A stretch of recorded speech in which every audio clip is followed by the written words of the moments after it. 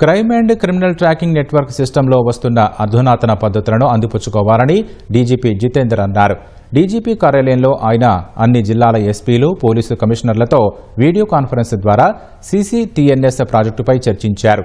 రాష్ట్రంలో వివిధ రకాల నేరాలకు పాల్పడుతున్న వారిని కనిపెట్టేందుకు ఈ ప్రాజెక్టులో నూతన పద్ధతులు ప్రవేశపెడుతున్నారని, వాటిపై పరిణితి సాధించాలని సూచించారు.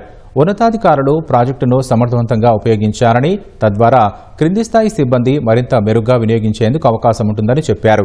ప్రాజెక్టులో భాగంగా ఈ సమన్స్, ఈ సాక్ష్య వంటి వాటిని విస్తృతంగా ఉపయోగించారని డీజీపీ వివరించారు.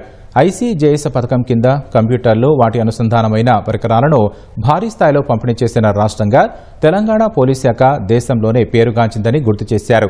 ఉత్తమ పోలీస్ స్టేషన్ల ఎంపిక, గుర్తింపు ప్రక్రియ ఈ ప్రాజెక్టు ద్వారానే జరుగుతుందని, కాబట్టి విస్తృతంగా వినియోగించుకోవాలని డీజీపీ స్పష్టం చేశారు. క్రింది స్థాయి ఉద్యోగులు కూడా పకడ్బందీగా వినియోగించుకునేలా పర్యవేక్షణ చేయాలని పోలీసు ఉన్నతాధికారులకు ఆయన సూచించారు.